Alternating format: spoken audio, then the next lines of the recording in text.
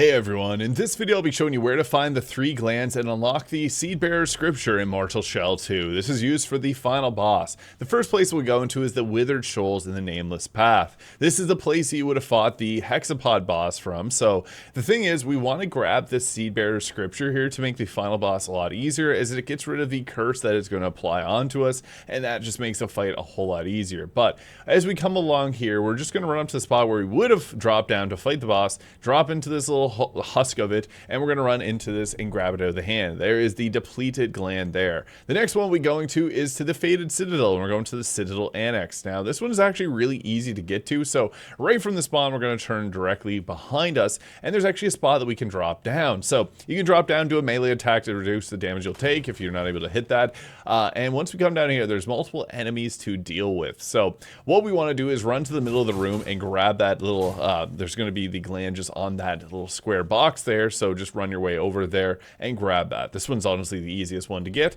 which will get you the faded gland. Now the final one's a little bit more tricky. We're going to come to the Sester gate here, Sester gate, and we're going to run in through to the main area. So this is going to be the quickest, most direct route. What you're going to do is as soon as you come inside here, you're just going to run straight through the entire little dungeon section at the start here until we get out into the cold, wintry appearance. So once we're out here, you're just going to run straight ahead. There will be some enemies that you got to take care of, so I'd just be keeping an eye out for that. You can press your right control stick to lock on and see if there's any that you can't see. But when we're coming up to here, we're just going to take a left by this tree here, and we're going to run along here. There's these little lampposts that are actually lit up, which makes it easier for us to find this bone teleporter. This is going to take us to the next section here. There's going to be Grish's hunters here, so just take care of them.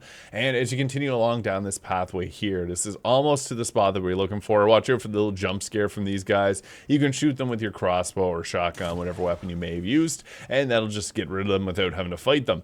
So once you come down to this big large section here, again, we're looking for this little light here, which is going to lead us to this little crack in the wall. So this is the next spot that we got to go to. Watch out for the arrowhead folk there, and you just have to actually run straight forward and into the left. So once you come here, you're going to see another crack in the wall. Walk right inside, and you're going to get some different items that you can pick up here, and this is where the third one's going to be located. So once you have grabbed all 3 of these, we then have to go, we're going to the outskirts of Mammon here. So this is like the very first spot you can drop down to. The outskirts of Mammon is actually going to lead us straight to where we need to go, the Forgotten Tower. If you play the first Mortal Shell game, you'll recognize this. So what we're going to do is just run along to the very end of the bridge. This will take us to the bone teleporter here, which is then going to hop us across over to this castle section. So once we arrive here, you can just run straight past the big roundy roly poly dude to the Castigator's Key, which will make us go to the left hand side out on the bridge and run across, just ignore all these enemies here, to the next bone teleporter.